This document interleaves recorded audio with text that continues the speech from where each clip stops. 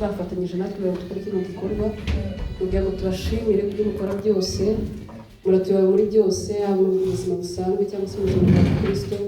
Ibyo byose turabibashimira nk'ababyeyi bacu.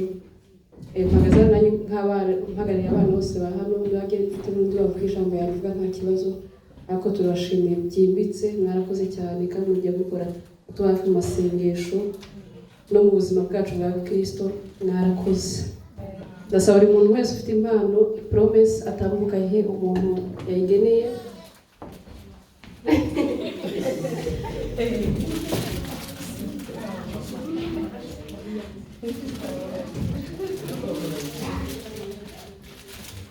Desange agira we yageneye nawe. Mama Desirashe.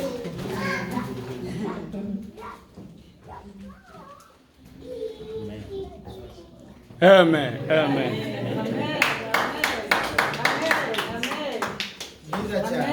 Amen.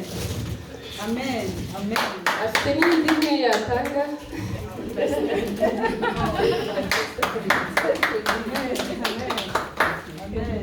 Ndasaba Celine natangiye afite ko yayigeneye. Amen. Amen. Amen.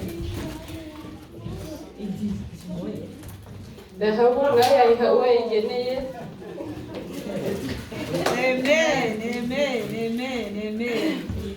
Irene nafite izindi ebyiri hari abandi yazigeneye.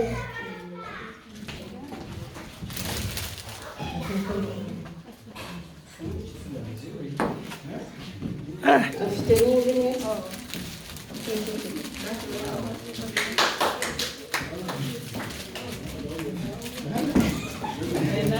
Abenyoni afite.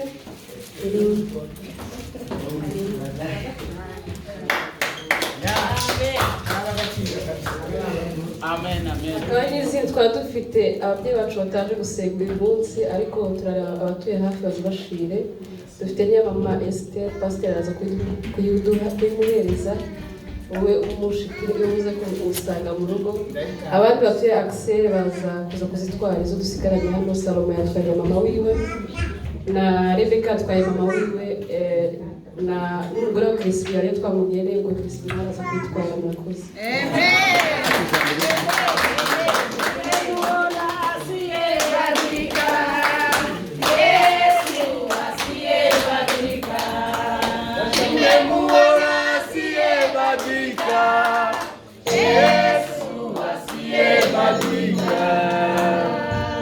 Amen. Haleluya. Amen. Sasa zamani hapo kuna watu surprise wakaja nje. Na bari ibyishimo naje ku mama uhagarariye bagenzi banje. Reka shimire aba bana bacu. Imana yaduhaye abana bafite ubwenge.